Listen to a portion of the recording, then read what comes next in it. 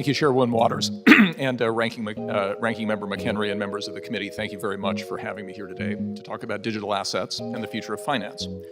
The topic is an important one for anyone who cares about American competitiveness in the financial services sector, a financial ecosystem that empowers users over bank CEOs and other powerful central decision makers, and the next iteration of the internet in which individuals are able not only to read information and write content, but also to own a piece of the networks themselves. I am CEO of Bitfury Group, a company that provides a suite of infrastructure products and services that support various aspects of the cryptocurrency ecosystem, an ecosystem many of us today refer to as Web3, since crypto assets generally represent either the rewards paid to participants for maintaining a particular decentralized network or an app that operates on such a network. Since 2011, Bitfury has designed and produced 8 successive generations of ASIC chips and related equipment for conducting transaction validation activity on the Bitcoin blockchain, a process known informally as Bitcoin mining. Along the way, Bitfury developed a series of adjacent businesses to make crypto assets safe, sustainable, and useful. Our various businesses include LiquidStack, one of the world's largest immersion cooling systems, focused on reducing the energy used in Bitcoin mining and other high-performance data centers by as much as 90%. Crystal, a blockchain analytics company that provides transaction monitoring and related compliance tools to more than 150 law enforcement agencies, crypto exchanges, and financial services companies in Europe, Asia, and North America. Axelera, a producer of cutting-edge artificial intelligence ASIC chips, and others.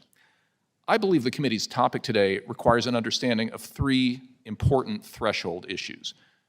First, a national policy agenda that takes crypto compliance seriously should assess whether it makes more sense to continue to keep crypto activities largely out of the regulated financial system, or whether it makes more sense to bring them inside the system precisely so that they can be supervised and operated with appropriate levels of risk management.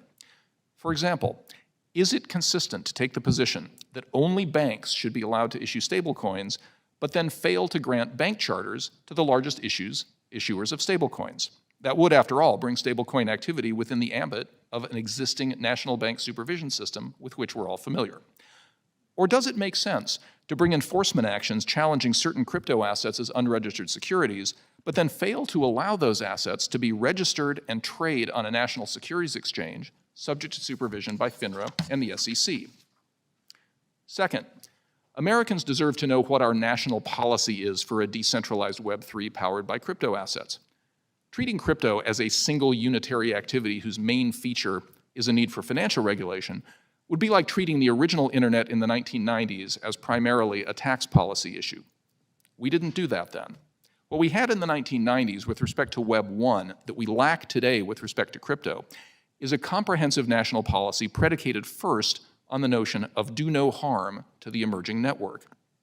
Today, instead of focusing only on micro questions, such as whether a particular token is a security or whether a particular exchange-traded fund may be offered, it would be worthwhile for the elected branches of government to grapple with the bigger questions, such as, do we believe a user-controlled decentralized internet is better than an internet largely controlled by 5 big companies?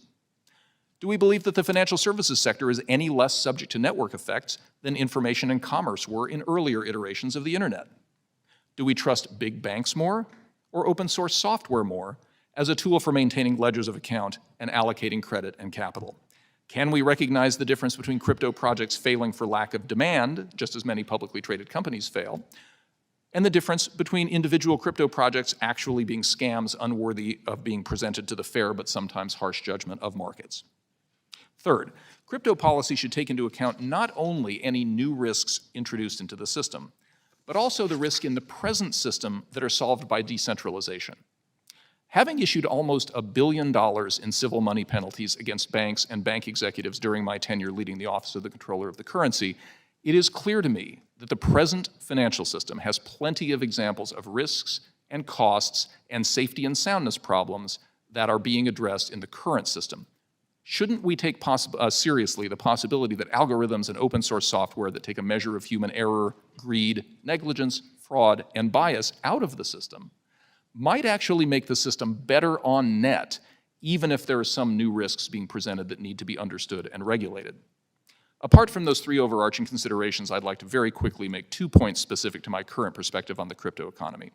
One relates to the effect of U.S. crypto regulation on American competitiveness in both the technology and capital market sectors. There are a number of examples of U.S. regulatory decisions that have driven legitimate activity offshore in ways that harm U.S. investors, innovators, and workers. Can anyone explain, for example, why Fidelity Investments, one of America's best-known investment advisors, had to go to Canada to offer a Bitcoin ETF? Or why physically settled crypto ETFs are safe and legal in Germany, Brazil, Singapore, and elsewhere, but somehow not in the United States? Can anyone explain why crypto exchanges, stablecoin issuers, and others can receive e-money licenses to access the payment system in the United Kingdom, but in the United States are reserved exclusively for chartered banks, with the result that the GDP cost of the payment system in the US is roughly 4 times the cost in the UK? For that matter, why is there no clear path for crypto-focused insured depositories chartered in the state of Wyoming to access Federal Reserve payment services like other insured depositories? These are the big questions that I hope to address today. Thank you, Madam Chairman, Ranking Member McHenry.